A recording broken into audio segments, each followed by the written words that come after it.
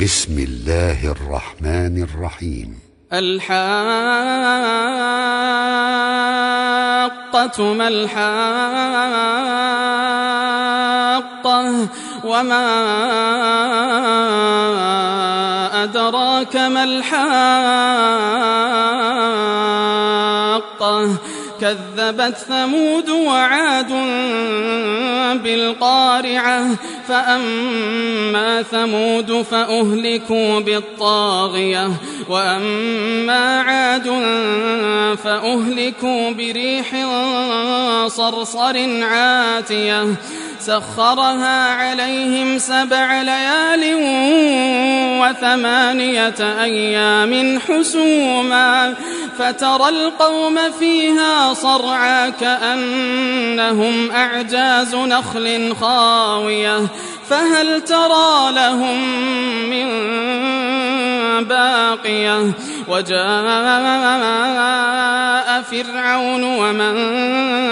قبله والمؤتفكات بالخاطئة فعصوا رسول ربهم فأخذهم أخذة رابية إنا لما طغى الماء حملناكم في الجارية لنجعلها لكم تذكرة وتعيها أذن واعية فإذا نفخ في الصور نفخة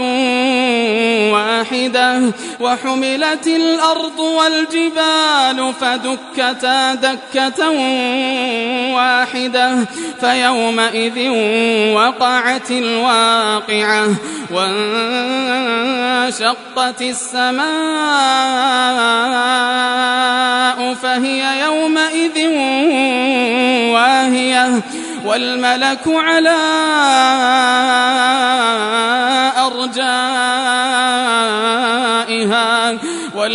على أرجائها ويحمل عرش ربك فوقهم يومئذ 8 يومئذ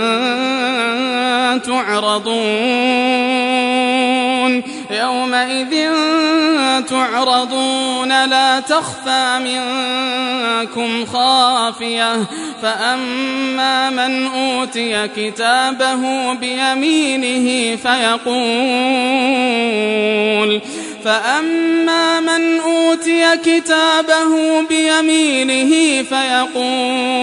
فيقول هاؤم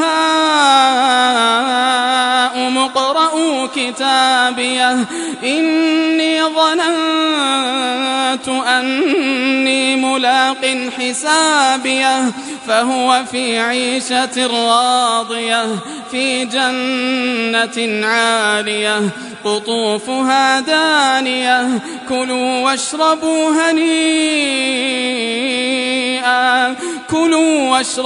هنيئا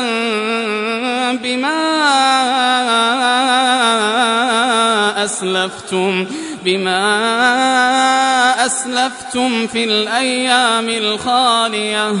وأما من أوتي كتابه بشماله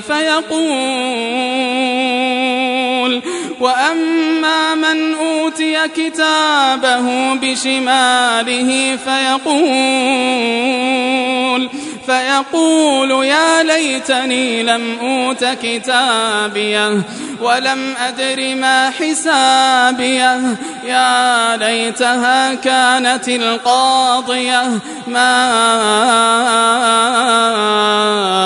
أغنى عني ماليه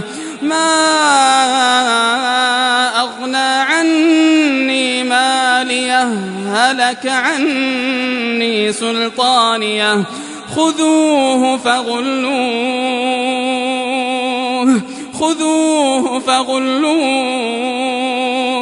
ثم الجحيم صلوه ثم في سلسلة ذرعها 70 ذراعا فاسلكوه إنه كان لا يؤمن بالله العظيم إنه كان لا يؤمن بالله العظيم ولا يحض على طعام المسكين فليس له اليوم هاهنا حميم ولا طعام إلا من غسلين لا يأكله إلا الخاطئون فلا أقسم بما تبصرون وما لا تبصرون إنه لقول رسول كريم وما هو بقول شاعر قليلا ما تؤمنون ولا بقول كاهن قليلا ما تذكرون تنزيل من رب العالمين ولو تقول علينا بعض الأقاويل لأخذنا منه باليمين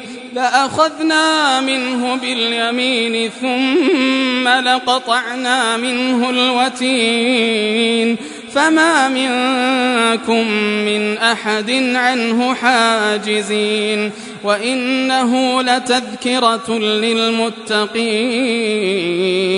وإنا لنعلم أن منكم